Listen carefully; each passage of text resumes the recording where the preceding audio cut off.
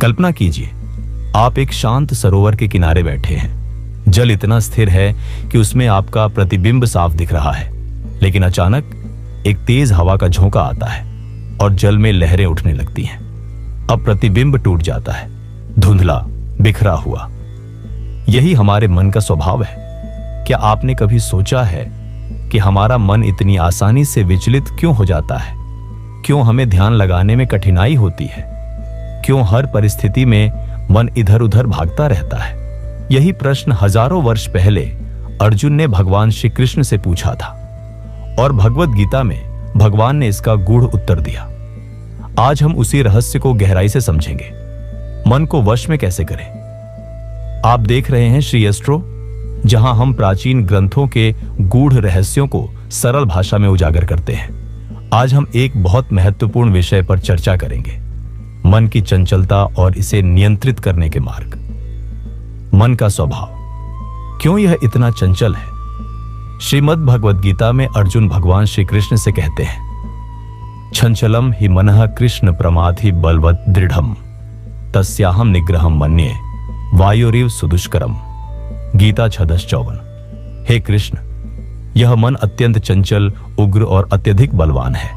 इसे वश में करना वायु को रोकने के समान कठिन है। अब जरा विचार करें, क्या यह सच नहीं है? जब हम ध्यान लगाने बैठते हैं तो मन शांत होने की बजाय और अधिक विचार उत्पन्न करने लगता है। जैसे ही हम कुछ नया सीखने का संकल्प लेते हैं, मन हमें डिस्ट्रैक्शंस की ओर खींच ले जाता है। परंतु क्या मन को वश में करना असंभव है? भगवान श्री कृष्ण स्वयं इस प्रश्न का उत्तर देते हैं। अभ्यासेन तु कौन्तेय वैराग्येण च गृह्यते। हे अर्जुन, अभ्यास और वैराग्य से यह मन नियंत्रित हो सकता है। मन को वश में करने के लिए दो रहस्य, अभ्यास और वैराग्य। भगवान श्री कृष्ण यहां दो प्रमुख सिद्धांत बताते हैं। प्रथम, अभ्यास, मन को बार बार सही दिशा में लगाना। द्वितीय, वैराग्य, अनावश्यक इच्छाओं और आसक्तियों से मुक्त होना। अभ्यास, मन को सही दिशा में लगाना। कठोपनिषद में कहा गया है, यथा दीपो निवातस्थो नेंगते सोपमा स्मृता। कठोपनिषद, जैसे हवा से रहित स्थान में स्थित दीपक की लौ स्थिर रहती है, वैसे ही अभ्यास से मन स्थिर हो सकता है। लेकिन यहां सवाल आता है, कैसा अभ्यास करें? पहला, नियमित ध्यान। ध्यान मन को स्थिर करने की सर्वोत्तम विधि है। द्वितीय, स्वाध्याय, गीता, उपनिषदों और शास्त्रों का अध्ययन मन को सही दिशा में लगाता है। तृतीय, सत्संग, संतों और ज्ञानी जनों का संग हमें प्रेरित करता है। वैराग्य, अनावश्यक इच्छाओं से मुक्त होना। कठोपनिषद में कहा है, न जायते म्रियते वा कदाचिन्नाय भूत्वा भविता वा न भूया। आत्मा न कभी जन्म लेती है न मरती है, वह शाश्वत है। अगर हम स्वयं को शरीर मानते हैं तो इच्छाएं स्वाभाविक रूप से उत्पन्न होंगी, लेकिन यदि हम स्वयं को आत्मा समझते हैं तो हम इन इच्छाओं से मुक्त हो सकते हैं। वैराग्य का अर्थ संसार से भागना नहीं है। इसका अर्थ है संसार में रहते हुए भी उस पर निर्भर न होना। मन की चंचलता को कैसे रोका जाए? व्यावहारिक दृष्टिकोण से अब प्रश्न आता है, व्यावहारिक रूप से हम क्या कर सकते हैं? पहला, विचारों को पहचानना। जब कोई नकारात्मक विचार आए तो उसे पकड़िए।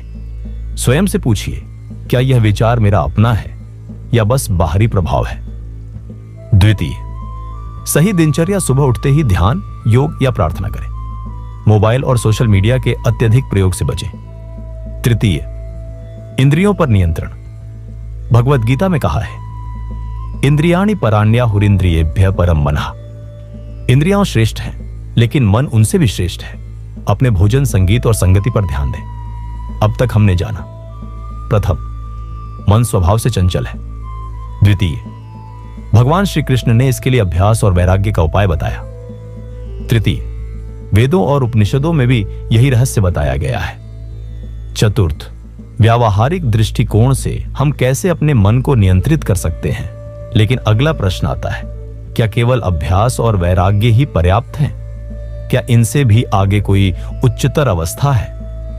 इन्हीं प्रश्नों का उत्तर हम अगले एपिसोड में खोजेंगे, जिसमें हम जानेंगे कि कैसे संसार में रहते हुए मन को पूरी तरह वश में किया जा सकता है। अगले एपिसोड में मिलते हैं श्रीमद् भगवद गीता के गूढ़ रहस्यों के साथ। मन को वश में करना कठिन अवश्य है, लेकिन असंभव नहीं। भगवान श्री कृष्ण स्वयं हमें इसका उपाय बताते हैं। हम केवल अभ्यास करें और शेष उन्हें सौंप दें। नमस्कार।